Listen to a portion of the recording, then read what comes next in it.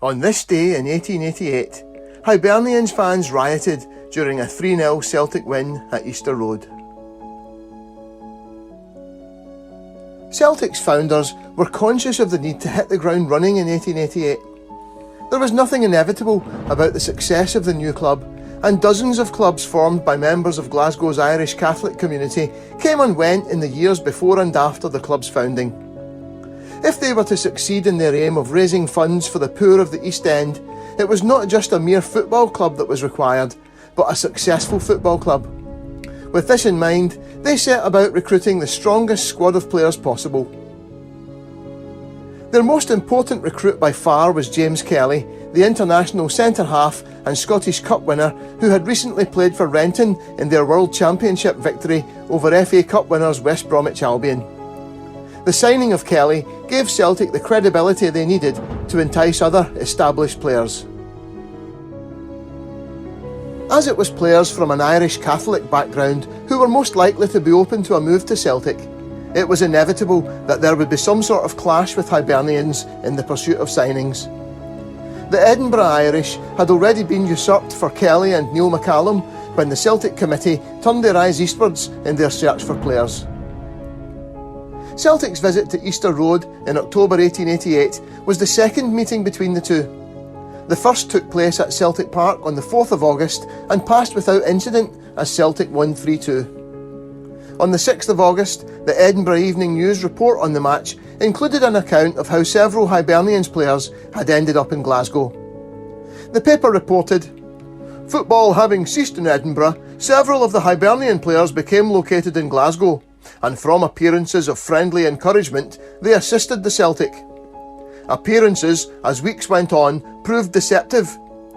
Two Dumbartonshire players who had a hankering after green jerseys and who had promised their services to the Hibernians this season threw in their lot with the Celtic.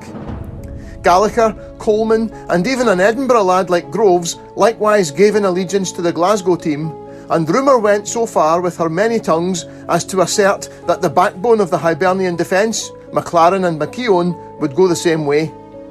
The Edinburgh committee were reasonably sceptical of this, but the last hopes proved deserters too."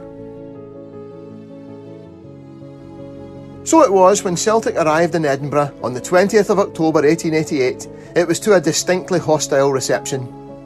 The Edinburgh Evening News reported on the 22nd of October 1888, "When the powerful team representing the Celtic entered the field, a sign of coming storms was apparent, as hissing and groaning drowned the welcoming cheers.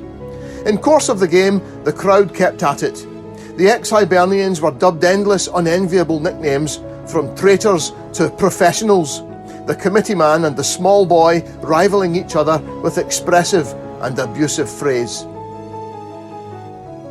With a majority of the team having previously played for Hibernians, Celtic lined up Dunning, McLaughlin, McKeown, Gallagher, Kelly, W. Maley, McCallum, Coleman, Groves, Dunbar, O'Connor.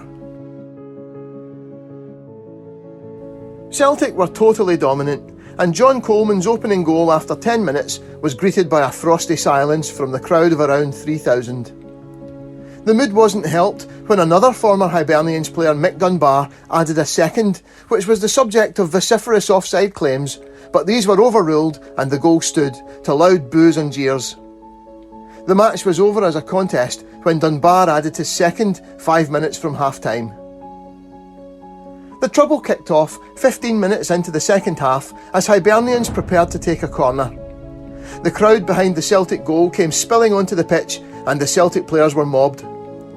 Most newspaper reports gloss over what happened, although the Glasgow Evening Post of the 22nd of October reported, "The crowd at Easter Road on Saturday, where the Hibs played the Celtic, could not keep their hands down, and the result was that Kelly and one or two other Celts were pretty severely mauled."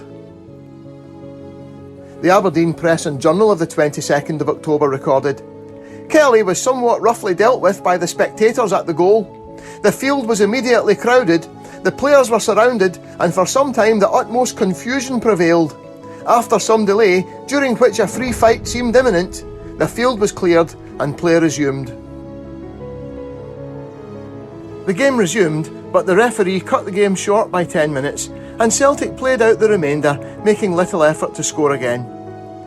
Athletic News of the 23rd of October 1888 reported, "But for intimidation, the Celtic would have won by a lot more.